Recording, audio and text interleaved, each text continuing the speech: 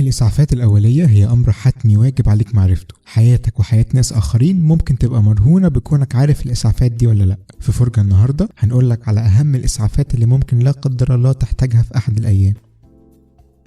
لو وجدت شخص واقع على الأرض، أول حاجة وقبل ما تروح تساعده اطلب المساعدة من الإسعاف أو من شخص متخصص. كمان تأكد من سلامة المكان اللي هو فيه قبل ما تقرب منه، لأن من الأخطاء الشائعة إن المنقذ بيندفع لإنقاذ الشخص المغمى عليه رغم إن المكان ممكن يبقى شديد الخطورة وفيه أسلاك كهربائية أو نار مشتعلة، وده بيخلي المصابين يبقوا 2 في أغلب الأحيان. في حال كان المصاب فاقد للوعي، حاول الأول إفاقته بالصوت العالي أو بالهزات القوية. لو مفيش استجابة حاول تتأكد إذا ما كان بيتنفس أو لا. خلي رجليه في مستوى أعلى من مستوى جسمه لو بيتنفس، وحط أي مادة سكرية على شفايفه لو أمكن، وانتظر وصول المساعدة.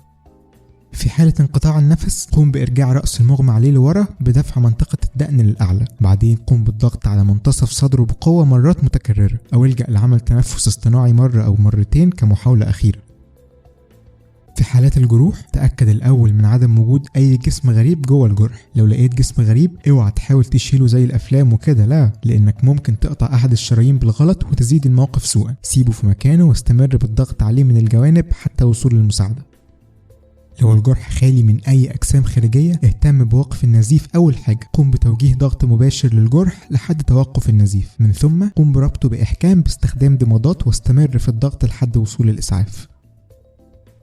في حالات كسور العظام حاول أولا إحاطة الكسر بمكعبات تلج أو بمية باردة لتخفيف الكدمة، من ثم افحص مكان الكسر. لو في مكان حرج زي الرقبة أو الظهر يستحسن تبقي المصاب ممدد على ظهره دون أي حركة حتى وصول المساعدة. أما لو كان الكسر في الذراع مثلا أو في الرجل فحاول ربط الجزء المكسور بحيث يبقى ثابت ومفيش أي ضغط عليه.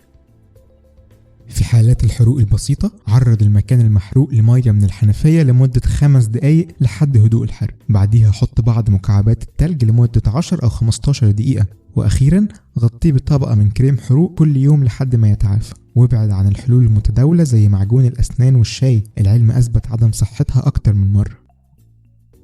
في حالات بلع اللسان ضع ايد على جبهة الشخص والايد التانية اسفل دقنه مباشرة، وادفع جبهته للوراء ودقنه للأعلى عدة سنتيمترات، واستمر في تثبيتهم على الوضع ده. من المفترض بعد كده ان الشخص يرجع يتنفس بشكل سليم ويبدأ يتحكم في لسانه في غضون دقائق.